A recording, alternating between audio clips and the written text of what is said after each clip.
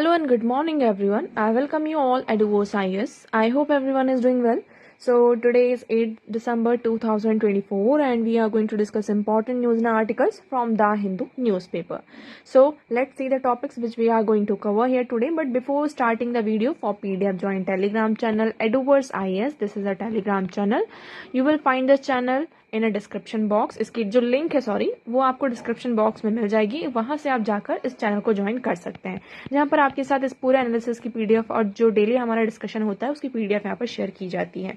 And आगे बढ़ने से पहले मेक श्योर आपने चैनल को सब्सक्राइब किया हो और वीडियो को लाइक एंड शेयर करना ना भूलें और एंड तक बने रहें, जिससे कि आपको पता चल सके कि आज के हमारे जो टॉपिक्स हैं कौन कौन से इंपॉर्टेंट हैं जिन्हें हम कवर अप करने वाले हैं. तो देखिए, पहला आर्टिकल है हमारा, special supreme court bench will hair places of worship act case. Okay, तो यहाँ पर जो प्लेसेस ऑफ वर्शिप एक्ट इसका जो केस चल रहा है, इसके लिए सुप्रीम कोर्ट में हमारे मतलब जो चीफ जस्टिस ऑफ इंडिया है, एक स्पेशल बेंच क्या किया गया है यहाँ पर कॉन्स्टिट्यूट किया गया है. ओके, सो पहले हम यहाँ पर देखते हैं चीफ जस्टिस ऑफ इंडिया. अब कौन है हमारे chief justice of India? Sanjiv Khanna has constituted a special bench to hear petition challenging the validity of this places of worship special provision act of 1991. मतलब कि ये जो आपका एक्ट है ना, places of worship special provision act of 1991, इसकी जो validity है इसको चैलेंज किया गया है और इसके तहत पिटीशन फाइल की गई सुप्रीम कोर्ट में, और इसी के चलते यहाँ पर एक स्पेशल बेंच को क्या किया जा रहा है, कॉन्स्टिट्यूट किया जा रहा है. ठीक है, इसमें क्या है, इस केस में क्या है, लाइक ये पिटीशन क्या चैलेंज कर रहा है कि जो 1991 का एक्ट है वो लीगल है भी या नहीं है. क्योंकि क्वेश्चन कई बार जो हम कह सकते हैं यहाँ पर पिटिशनर का कहना ये है, वो ये ब्लेम करते हैं कि हिंदूज, लाइक हम बात करते हैं जो हिंदूज हैं है ना, बुद्धिस्ट हैं, सिख हैं हमारे और जैन हैं, तो ये अप्रोच कर रहे हैं, ये क्लेम कर रहे हैं उन प्लेसेस को कि लाइक हम जब बात करते हैं बारबरिक, यहाँ पर जब इन्वेडर होता है तो उन्होंने क्या किया था, लाइक जो हमारे टेम्पल्स थे, बुद्धिस्ट टेम्पल्स थे, जैन टेम्पल्स थे यहाँ पर, तो उनको क्या किया था, उसका डिमोलिशन किया था और उसके ऊपर वहां पर मॉस्क का कंस्ट्रक्शन किया था. इस तरीके की चीजें हैं. तो यहाँ पर इंक्रोचमेंट हुआ था, इन्वेड हुआ था. दैट इज नॉट यहाँ पर मतलब कि उस टाइम पर उनका ज्यादा बोलबाला था, हम कह सकते हैं, और उन्होंने ऐसा किया है. तो इस जो ये एक्ट क्या कहता है, इस एक्ट का एक प्रोविजन है कि 15 अगस्त 1947 को इंडिया में जितने भी रिलीजियस प्लेसेस हैं, ठीक है, आपको यहाँ पर याद रखना है कि 15 अगस्त 1947 इंडिया में जो जैसे यहाँ पर रिलीजियस प्लेसेस एग्जिस्ट करते हैं, उनका जो प्लेस होगा, पोजीशन होगा, उन पर वही चीज होगी. ठीक है, अभी हम देखो ये पूरा एक्ट जो है इसको यहाँ पर समझेंगे. अब देखो यहाँ पर हम बात करते हैं किसकी, प्लेसेस ऑफ वर्शिप एक्ट 1991. तो इसको ध्यान से पढ़िए ये एक्ट, क्योंकि आपका 2 बार आ चुका है और इसमें जो राम मंदिर, जो अयोध्या वाला जो टेम्पल वाला इशू था ना, इसको वहां पर एक्सेप्शन में रखा गया था. इस एक्ट के अंदर वो नहीं आया था. So it is describe as an act to prohibit conversion of any places of worship and to provide for the maintenance of the religious character of any place of worship as it existed on the 15th day of August 1947 and for matters connected therewith and or incidental threat. It means कि 15th day of August 1947, 15 अगस्त 1947 को जो place जैसा है, जो worship place जैसा है वो वैसा ही रहेगा, उसका कोई भी कन्वर्जन यहाँ पर नहीं होगा. ठीक है, the act was pass by the parliament and enacted into law in 1991 during the peak of Ram Janmabhoomi movement. तो यहाँ पर राम जन्मभूमि मूवमेंट बहुत ही ज्यादा पीक पर था. उस टाइम पर इसको क्या किया गया था, इस एक्ट को लेकर आया गया था, ये लॉ बना था. सो the act was brought by prime minister PV Narasimha Rao. ये जो पीवी नरसिम्हा राव हमारे फॉर्मर प्राइम मिनिस्टर थे, उनकी टाइम पर इस को लेकर आया गया था. व्हेन द बाबरी मस्जिद वॉज स्टिल स्टैंडिंग, तब वहां पर जो बाबरी मस्जिद आपका पहले भी था. प्रोविजंस की बात कर लेते हैं. इसकी ये जो 3-4 प्रोविजन है, लाइक सेक्शन 3, सेक्शन 4 सब क्लॉज 2, सेक्शन 5 एंड सेक्शन 6. देखिए ये न्यूज़पेपर में भी आप देखेंगे, आपको डायरेक्टली यहाँ पे सेक्शन 2, सेक्शन 3 और सेक्शन 4 के बारे में दिया हुआ है. तो यहाँ से हमें समझ में आता है, लाइक न्यूज़पेपर में जब ऐसे डायरेक्टली सेक्शंस, लाइक कुछ प्रोविजन जो है किसी भी एक्ट के दिए हुए हैं, it means that those provisions are important for us. हम पहले यहाँ से पढ़ लेते हैं, उसके बाद हम नीचे पढ़ेंगे. तो देखो, the places of worship special provision act 1991, यहाँ पर क्या क्या है, देखिए सेक्शन 2C यहाँ पर डिफाइन करता है, place of worship to include temple, mosque, gurdwara, church, monastery और any other places of worship, religious worship. मतलब कि ये सारे क्या हैं, आपके प्लेसेस ऑफ वर्शिप में डिफाइन होते हैं। मतलब सेक्शन 2C में जो मतलब कि हमारा ये एक्ट है 1991, places of worship special provision act 1991, इसमें सेक्शन 2C क्या कहता है, ये डिफाइन करता है कि प्लेसेस ऑफ वर्शिप कौन कौन से हैं। तो टेम्पल आ जाता है इसमें, मॉस्क है आपका, गुरुद्वारा, चर्च, मोनेस्ट्री है ना, और ऐसे प्लेसेस जहां पर लोग क्या करते हैं, जाकर पूजा करते हैं। यहाँ पर सेक्शन 3 क्या करता है, prohibits the conversion of any place of worship. Section 3 यहाँ पर प्रोहिबिट करता है कि आप किसी भी प्लेस ऑफ वर्शिप को उसका कन्वर्जन यहाँ पर नहीं कर सकते हैं। ठीक है। Section 4 impose a positive obligation. Now section 4 यहाँ पे एक पॉजिटिव ऑब्लिगेशन इम्पोज करता है, that is to maintain the religious character of every place of worship as it existed on August 15, 1947। ठीक है, यहाँ पे क्लियर हुआ क्या है आपका positive obligation. Positive obligation is that कि 15 अगस्त 1947 को जो प्लेस ऑफ वर्शिप जैसा था, हमें वहां पर कोई भी मतलब कि आप उसमें क्या करेंगे, कोई भी कन्वर्जन नहीं करेंगे, वो वैसा का वैसा ही रहेगा। ठीक है, तो आप सभी को यहाँ पर पता है कि ज्ञानवापी मॉस्क में भी क्या हुआ था, 1991 का जो ये एक्ट था, इसको चैलेंज किया गया था वहां पर। ठीक है, अब देखिए यहाँ पर सेम चीजें हम फिर से वही पढ़ेंगे। सेक्शन 3 यहाँ पर हमने बात करी कि इट बार द कन्वर्जन, ये क्या करता है, कन्वर्जन को पूरी तरीके से मना करता है। सेक्शन 4(1) क्या declares that religious character of a place of worship shall continue to be the same as it existed on August 15, 1947। ठीक है, तो August 15, 1947 को फॉर एग्जाम्पल ये प्लेस पर यहाँ पर कोई टेम्पल बना है, या फिर यहाँ पर कोई मॉस्क है, या फिर कोई गुरुद्वारा है। सो ये अगर 15 अगस्त 1947 को भी ऐसा था, तो उसके बाद से ये ऐसा ही रहेगा, इसमें कोई भी चेंज नहीं किया जाएगा, इसके कैरेक्टर में कोई भी चेंज नहीं होगा। Now second one is section, ये जो सब क्लॉज 2 है, एनी सूट और legal proceeding with respect to the conversion of the religious character of any place of worship existed on August 15, 1947 pending before any court shall abate and no fresh suit और legal proceeding shall be instituted. Okay, अब इसमें ये कहा था कि August 15, 1947 से पहले अगर कोई यहाँ पर क्या है आपका कोई प्लेस ऑफ वर्शिप उसका लीगल सूट फाइल वगैरह किया गया, तो उसके बाद यहाँ पर कोई भी लीगल सूट फाइल नहीं कर सकता है। सेक्शन 5 की बात करते हैं। So the act shall not apply the Ram Janmabhoomi, Babri Masjid and to any suit, appeal और प्रोसीडिंग रिलेटिंग टू इट। अब सेक्शन 5 यहाँ पर सिर्फ राम जन्मभूमि को क्या मिलता है, एक्सेप्शन मिलता है कि इस पर ये वाला जो एक्ट है वो अप्लाई नहीं होता, क्योंकि ये बहुत ही पुराना केस है हमारा। अब सेक्शन 6 की बात करते हैं। It prescribe the punishment of maximum of 3 years imprisonment along with a fine for contravening the provision of the act। तो यहाँ पर पनिशमेंट है आपका सेक्शन 6 में कि अगर आप ऐसा कुछ करते हैं तो आपको 3 साल तक की जेल हो सकती है, और इसमें इसके साथ साथ आपको फाइन भी हो सकता है। एक्सेप्शन की हमने जैसे बात कर ही ली कि राम जन्मभूमि जो बाबरी मस्जिद वाला केस है, सेक्शन 5 के तहत इसको क्या मिला है, आपका एक्सेप्शन मिला है। हिस्टोरिकल मॉन्यूमेंट्स लाइक मतलब किन किन प्लेसेस पर आपका क्या है, एक्सेप्शन है। So any places of worship that is an accident and historical monument और एन आर्कोलॉजिकल साइट और it is covered by an ancient monument और archaeological site on remain act 1958। ठीक है, फिर any dispute that has been settled by the parties और conversion of any places to place by the acquisitions before the act commenced. तो मतलब इस act के आने से पहले अगर कोई यहाँ पर चल रहा हो तो उसको यहाँ पर थोड़ा उन केसेस को थोड़ा यहाँ पर एक्सेप्शन प्रोवाइड किया गया है। Okay, so I hope places of worship act 1991 this thing is clear to you.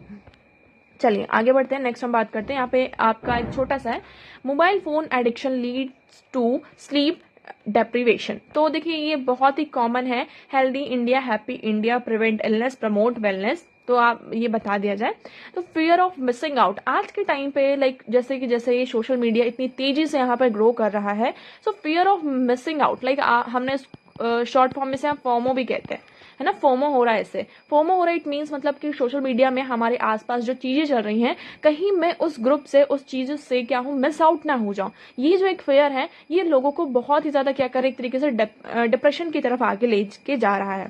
So fear of missing out on thing that happen around them is making people of all age group. ये सिर्फ यहाँ पर हम youngsters में नहीं देख रहे हैं, आपको इवन आज के टाइम पर जो हमारे एल्डर हैं उन पर भी ये चीज दिखाई दे रहा है कि मोबाइल फोन्स इतना ज्यादा हो चुका है और चीजें हमारे आसपास इतनी ज्यादा हो रही हैं कि अगर हम उनके कांटेक्ट में नहीं हैं लाइक हम उन चीज़ों के बारे में अनअवेयर हैं, तो ये एक मिसिंग आउट वाला जो फियर है वो सबके साथ यहाँ पर हो रहा है, जिसकी वजह से क्या होता है, जो गुड स्लीप की हम बात करते हैं, है ना, कई बार क्या होता है कि जो एक अगर हम बात करें तो 7 से 8 घंटे की जो नींद होती है वो इंपॉर्टेंट होती है फॉर आवर्स, बट हम उतनी भी स्लीप नहीं लेते। कई बार क्या होता है, इतना ज़्यादा यहाँ पर पैनल में ये जो स्ट्रेस एंड स्लीप है इसको डिस्कस किया गया है, ये दोनों ही आपका ट्विन बर्डन है आज के टाइम पर।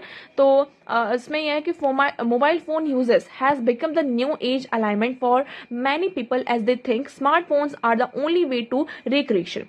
The long are discussion was moderate by, तो ये यहाँ पर ये कहा जा रहा है कि मोबाइल फोन आज के टाइम पे जो स्मार्टफोन है ना, उससे आप अलग हो ही नहीं सकते हैं। ऐसा है कि अगर आप उठते हैं तो भी अपना सबसे पहले फोन चेक करते हैं, सोते सोते आप क्या करते हैं, जब तक आप सो नहीं जाते तब तक आप अपने फोन के साथ ही रहते हैं, लाइक 24/7। आप यहाँ पर घर से दूर रह सकते हैं लेकिन अपने फोन से यहाँ पर कभी भी दूर नहीं रह सकते। It happens, okay. इसके साथ क्या होता है, लाइक रात में हम कहते हैं कि हमें रात में नींद नहीं आती है, ठीक है। रात में नींद क्यों नहीं आती, इसका मेन रीजन क्या है कि इससे जो लाइट्स आती है ना, लाइट जो ये फोन एमिट करता है, स्मार्टफोन एमिट करता है, ये आपकी स्लीप साइकिल को डिस्टर्ब करता है। So that is why we say कि आपको क्या करना चाहिए, मोबाइल फोन का यूज एटलीस्ट सोने से 1-2 घंटे पहले ही बंद कर देना चाहिए। इससे क्या होता है, आपकी जो स्लीप साइकिल है वो डिस्टर्ब नहीं होती है। एंड वन मोर थिंग है दैट अगर आप रात में जल्दी सो भी जाते हैं तो एक चीज ये होती है कि आपकी नींद सडनली यहाँ पर खुल जाती है ना, और आपको फिर दिन में बहुत ज्यादा नींद आती है इस तरीके की, लाइक आपकी जो स्लीप होती है वो प्रॉपर स्लीप नहीं होती, जिसको हम कहते हैं ना एक अच्छी नींद आना, जैसे कि जब हम सुबह रात को सोए तो डायरेक्टली सुबह उठे, है ना, तो ये यहाँ पर बिगड़ता है। So getting up during sleep, देखो getting up during sleep and feeling sleepy during the day is referred to as a sleep fragmentation। हमें ये sleep fragmentation जो है बहुत ही ज़्यादा इसको फेस करना पड़ रहा है। It should be avoided for better sleep hygiene with less stress। तो इसके लिए हमें क्या चाहिए, हमें स्ट्रेस कम लेना है। मोबाइल फोन का यूज, देखो स्मार्टफोन का use, we are not saying कि आप टोटली इसको बंद कर दो, क्योंकि आज के टाइम पर it is not possible for us. हर एक चीज जो है हमारी फोन से ही यहाँ पर लिंक है, बट उसका जो यूज होना चाहिए दैट शुड बी मिनिमम, है ना। 24 घंटे 24/7 हमें उस चीज पर इंडल्ज अपने आप को नहीं करना चाहिए, that should be limited, okay. So थोड़ा स्ट्रेस कम लेना, ठीक है, आसपास जो हो रहा है आप उसका थोड़ा सा यहाँ पर लीजिए, बट इतना ज्यादा खुद को उसमें इंडल्ज मत कीजिए कि लोग ऐसे आगे बढ़ रहे हैं हम पीछे रह जाएंगे। ऐसा कुछ नहीं होने वाला, वो बढ़ रहे हैं वो बढ़ जाएंगे, उनको आपकी कोई टेंशन नहीं है, वो आपको जानते तक भी नहीं है, जिनके पीछे जिनको देखकर आप इतना ज्यादा इन्फ्लुएंस हो रहे हैं, है ना। तो आप इन्फ्लुएंस हो जाइए, वी आर नॉट सेइंग कि आप इन्फ्लुएंस मत हो जाइए, यहाँ पर आप किसी से इंस्पायर मत हो जाइए, लेकिन एक पॉजिटिव वे में, है ना। हमें यहाँ पर हमारी हेल्थ का भी ध्यान रखना है, वी आर यंग हियर, है ना, हमारा जो आगे भी पूरा करियर बचा हुआ है, हमें उस पर भी फोकस करना है। अगर हमारी प्रॉब्लम ये डिप्रेशन जैसी बीमारियां और ये स्लीप साइकिल, ये सारी प्रॉब्लम, क्योंकि स्लीप अगर आपकी नींद अच्छी नहीं हुई ना तो आपका जो पूरा हेल्थ है वो यहाँ पर खराब रहता है। ये आप इस चीज को नोटिस करना, आप किसी दिन आप खुद ही नोटिस करना कि अगर आपकी अच्छी नींद नहीं होती तो पूरा दिन जो आपका होता है वो सही नहीं जाता है, कुछ ना कुछ आपको प्रॉब्लम यहाँ पर डिस्टर्बेंस फेस करना ही पड़ता है, ओके। सो यहाँ पर ये कहा जा रहा है कि स्पेशली जो चिल्ड्रन है उनको प्रिवेंट करना चाहिए कि उनको एडुकेट लाइक स्मार्टफोन का यूज कम करें। आजकल हम बच्चों को भी क्या करते हैं, जो छोटे छोटे बच्चे होते हैं खाना नहीं खा रहे हैं, हमने फोन दे दिया, कार्टून लगा दिया, they are watching phone and then they are eating, otherwise they won't eat. Obesity की प्रॉब्लम है ना, तो ये सारी क्या है, एक प्रॉब्लम है। सो इस आर्टिकल में यही है कि हमें स्लीप, मोबाइल फोन क्या है उसका जो एडिक्शन है वो स्लीप डेप्रिवेशन की तरफ हमें लीड कर रहा है, but we have to ensure कि ये सारी चीजें ऐसी ना हो। नाउ नेक्स्ट मूव करते हैं, next article here is preventing malaria using genetically modified parasites, okay. यहाँ पर अब जो फोकस हमारा शिफ्ट हो रहा है कि हम मलेरिया को कैसे प्रिवेंट कर सकते हैं। तो हमने क्या किया, जो पैरासाइट है ना, जिसके कारण यहाँ पर क्या हो रहा है, मलेरिया स्प्रेड हो रहा है, हमने उसके जीन्स में ही मॉडिफिकेशन कर दिया। ये हो गया आपका जेनेटिकली मॉडिफाइड पैरासाइट्स, क्लियर। देखो बहुत ही सिंपल आर्टिकल है, आपको ज्यादा वो नहीं होना है। 2 वैक्सीन यहाँ पर डेवलप की गई है, पहली बात तो बता दी जाए। 2 vaccine against malaria have been rolled out in some countries in Africa. Beside vaccine scientist have using genetically altered mosquitoes. यहाँ पर अफ्रीका में आपको 2 वैक्सीन यहाँ पर डेवलप की गई है, पहली चीज तो ये। दूसरा, यहाँ पर साइंटिस्ट कुछ अल्टरनेटिव भी ढूंढ रहे हैं। उन्होंने क्या किया, जो मॉस्किटोज हैं इनके जीन्स में यहाँ पर चेंज किया, जो कि मलेरिया को स्प्रेड करा रहे हैं। One is the release of radiation sterilized male mosquitoes to prevent egg from hatching. यहाँ पर दूसरा क्या है कि जो रेडिएशन स्टेरलाइज आपके जो मेल मॉस्किटोज हैं इन्हें यहाँ पर रिलीज किया गया सो दैट वो जो एग होता है आपका वो हैच होने से यहाँ पर प्रिवेंट हो जाए। अनदर इंजीनियरिंग यहाँ पर कौन सी है, दूसरी engineering, that mosquitoes that slow the growth of malaria causing parasite in the gut there by preventing transmission of the malaria to humans. The other method is using genetically modified mosquitoes that can spread resistance to malaria causing parasite. तो हमने क्या किया, एक आपका mosquito है, ये क्या कर रहा है, मलेरिया को फैला रहा है। इसको मैं ऐसे बना देती हूँ, थोड़ा सा अच्छा लग रहा है, ठीक है। ये आपका एक मॉस्किटो हो गया, ये मलेरिया स्प्रेड कर रहा है। हमने दूसरा यहाँ पे ये जो आपका मॉस्किटो है ऐसा करके कुछ है, ठीक है, तो इसको हमने ऐसा डिजाइन किया, इसके जीन्स में मॉडिफाई कर दिया और इसको हमने रिलीज कर दिया। अब ये क्या कर रहा है, ये यहाँ पर इसके साथ मैटिंग करा, क्योंकि जो आप सभी को पता है, आप लोग कमेंट सेक्शन में कमेंट करके बताएंगे कि कौन से मॉस्किटो, उस मॉस्किटो का नाम बताएंगे, मेल होता है या फीमेल होता है, उसका नाम क्या होता है, ठीक है। वो इससे मैटिंग करेगा और यहाँ पर जो वाइल्ड मॉस्किटोज है ना, मतलब जो मलेरिया यहाँ पे कॉज कर रहा है, इसकी जो ये कैपेसिटी है, लाइक एक कैरेक्टर है, इसको यहाँ पर पूरी तरीके से क्या कर देगा, खत्म कर देगा। तो ये है हमारा जेनेटिकली मॉडिफाइड पैरासाइट, ठीक है, आप यहाँ पर भी पढ़ सकते हैं। So the genetically modified kills the parasite by completely arresting its growth one day one early arresting और डे 6। मतलब अगर हमने एक दिन रिलीज किया तो धीरे धीरे 6 दिन में पूरी तरीके से क्या करेगा, ये जो इसको है इसको पूरी तरीके से खत्म कर देगा। 9 पार्टिसिपेंट्स, यहाँ पर एक ट्रायल भी किया गया था, 9 पार्टिसिपेंट्स को were bitten by mosquito carrying late arresting parasite, 8 by early arresting parasite and 3 belong to the placebo group. All participants were exposed to control human malaria infection 3 weeks after the third immunization session. The late arresting parasite group had 89% immune production compared to 13% of early arresting arm. तो यहाँ पे 2-3 types actually करके क्या किया गया था, ये trial किया गया था। ओके, तो इसमें ये कि पैरासाइट क्या करते हैं, जो टी सेल्स होती हैं were not seen in the participant bitten by the mosquito carrying parasite that died one day one. अब थोड़ा सा हम देखिए यहाँ पर जो ये सारी जो चीजें मैंने यहाँ पर लिखी हैं वही न्यूज़पेपर की हैं, आप इसको एक बार रीड कर सकते हैं, यहाँ पर आपके साथ जब पीडीएफ शेयर होगा। तो हम थोड़ा सा देखते हैं। Genetically modified parasite are that have been altered through genetically engineering to study their behaviour और to develop vaccine and other treatments. तो जेनेटिकली मॉडिफाइड पैरासाइट्स क्या होते हैं, इनके जेनेटिक में हम जेनेटिक इंजीनियरिंग का यूज करके जीन्स में चेंज करते हैं, जिससे कि हम उनकी जो उनका जो बिहेवियर उसको स्टडी कर पाए और यहाँ पर जो वैक्सीन है और जो अदर ट्रीटमेंट्स है उसको हम डेवलप कर पाए। मलेरिया पैरासाइट्स की बात करते हैं। In 1996 professor Al Common and Brandon Crap created the first genetically modified malaria parasite को पहले कब 1996 में यहाँ पर क्या किया गया था, आपका क्रिएट किया गया था। The technique used plasmid to insert a gene from another parasite into malaria parasite's DNA, giving it resistance to drug that normally kills it. इन्होंने क्या किया, एक अच्छा मच्छर है और एक यहाँ पर बेकार मच्छर है जो कि क्या कर रहा है, हमारे ऊपर मलेरिया फैला रहा है, ठीक है। तो ये जो अच्छा मच्छर है, हमने ये जो खराब वाला मच्छर है, हमने इसको क्या किया, इसकी जीन इसके डीएनए में यहाँ पर चेंज किया, ठीक है। डीएनए में जब चेंज किया तो ये आप क्या कर पा रहा है, आपका मलेरिया स्प्रेड नहीं कर पा रहा, ठीक है। आपको क्लियर हुआ। So genetically modified malaria parasite can be used to prime the immune system against malaria. For example, a genetically modified parasite that arrest growth in the liver on day 6 can prime the immune system more effectively than a parasite then arrest growth one day, ठीक है। ये clear हुआ। अब हमारे पास छोटे छोटे snapshots हैं, इनकी हम थोड़ी सी बात कर लेते हैं।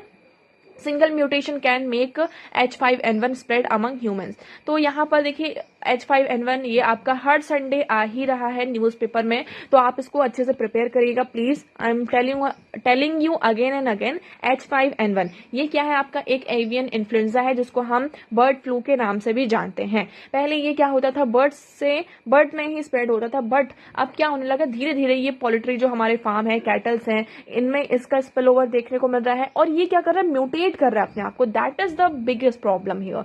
H5N1 इज म्यूटेटिंग इटसेल्फ, इसकी जो जीन्स है इसमें म्यूटेशन हो रहा है। और अब ये कहा जा रहा है कि अगर इसमें अब सिंगल म्यूटेशन भी होता है तो ये क्या कर सकता है, ये ह्यूमंस में स्प्रेड होने में आपको ज्यादा टाइम नहीं लगेगा, ठीक है। ये इसमें हुआ। नेक्स्ट है हमारा, a new catalyst can turn methane into useful polymer. देखो हम ग्रीन हाउस गैसेस की बात करते हैं, उसमें से आपको सबसे पहले आपको जो नाम आता है वो CO2 का आता है।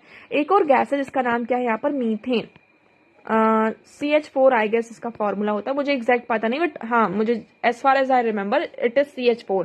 ठीक है, तो जो मीथेन है आपका, ये इतना अमाउंट में नहीं है जितना कार्बन डाइऑक्साइड है, लेकिन ये जो मीथेन है ना, ये कार्बन डाइऑक्साइड से ज्यादा हीट को क्या करता है, ट्रैप करता है। ठीक है, तो अगर ये कम क्वांटिटी में भी है, that is also a problem for us.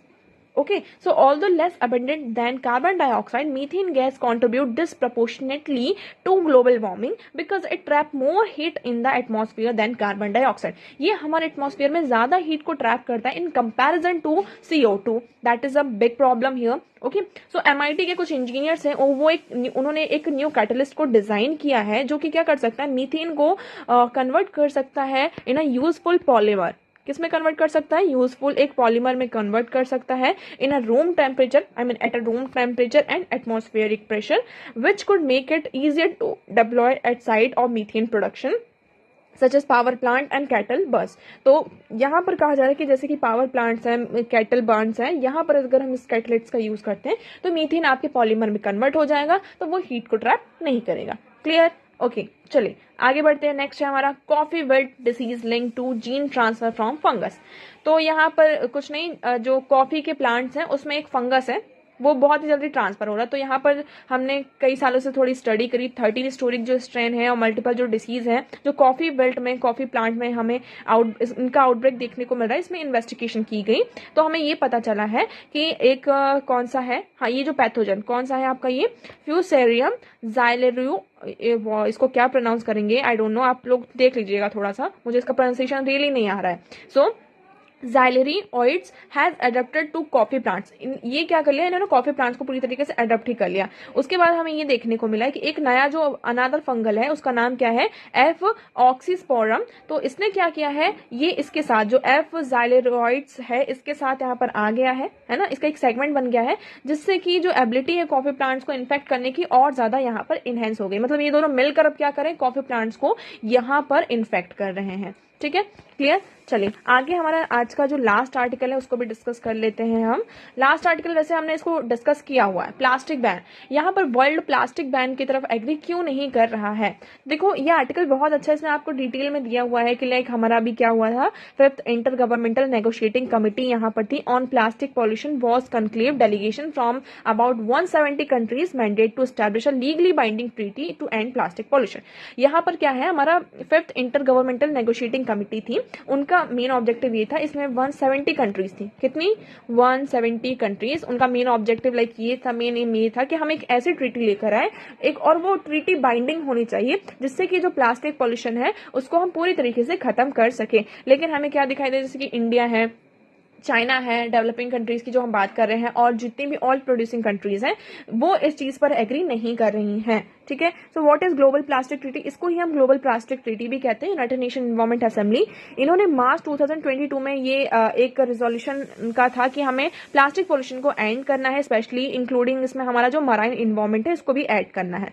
So over the last 2 years countries met 5 times। Last 2 years से 2022 से लेकर हम 24 तक की बात करते हैं, तो ये सारी कंट्रीज यहाँ पर 5 बार मिल चुकी हैं attempt to bridge a divergent view on how to end plastic pollution, कि हम किस तरीके से जो प्लास्टिक पोल्यूशन है उसको एंड कर सकते हैं। Okay, to attempt a bridge divergent, जो भी डाइवर्जेंट व्यूज हैं तो उसका एक ब्रिज बनाए और हम क्या करें कि जो प्लास्टिक पोल्यूशन है उसको कम करें। लेकिन यहाँ पर सिर्फ यही निकल कर आता है, क्या इनकरेज किया जाता है कि लाइक आप रिसाइकलिंग करिए, है ना, सर्टेन जो प्लास्टिक लिटरिंग है इसको हम किस तरीके से यहाँ पर रोक सकते हैं। इंडिया की बात करते हैं तो इंडिया ने यहाँ पर 22 जो सिंगल यूज प्लास्टिक है उसको बैन किया है। ऑल दीज थिंग्स यहाँ पर हो रही है, बट इनका कहना ये है कि लाइक प्रॉब्लम ये आ रही है हमारे बीच सामने कि हमारे पास जो अल्टरनेटिव्स हैं दे आर वेरी कॉस्टली, कोई इसको इतना ज्यादा अफोर्ड नहीं कर सकता है। पहली चीज तो ये, दूसरी चीज ये कि अभी हम डेवलपिंग कंट्रीज हैं, ऑयल प्रोड्यूसिंग कंट्रीज हैं, हमारा जो लाइक हमारी जो ऑलमोस्ट बहुत सारी जो इंडस्ट्रीज हैं,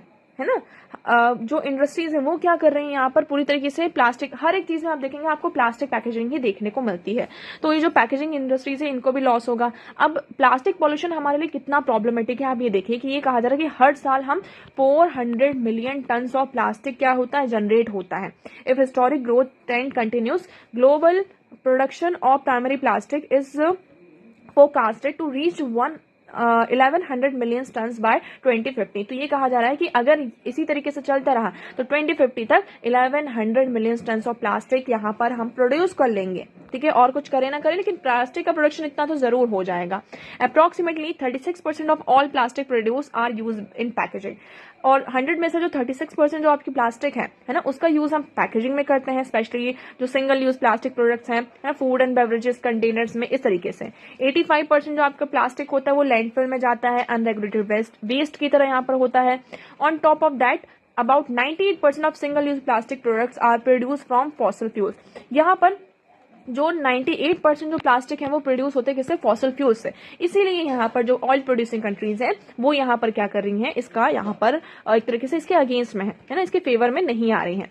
of the 7 billion tons of plastic waste generated globally so far, less than 10% has been recycled. तो यहाँ पर 7 billion, okay 7 billion not million, आपको याद रखना 7 बिलियन टन ऑफ प्लास्टिक हमने जनरेट किया है और इस 7 बिलियन का ओनली 10% ही हम क्या कर पाए, उसको रिसाइकल कर पाए हैं। तो रिसाइकल तो हम पूरी तरीके से कर नहीं पा रहे हैं, तो हमें यही करना होगा ना कि प्लास्टिक को बैन करना होगा, तभी हम कुछ कर पाएंगे।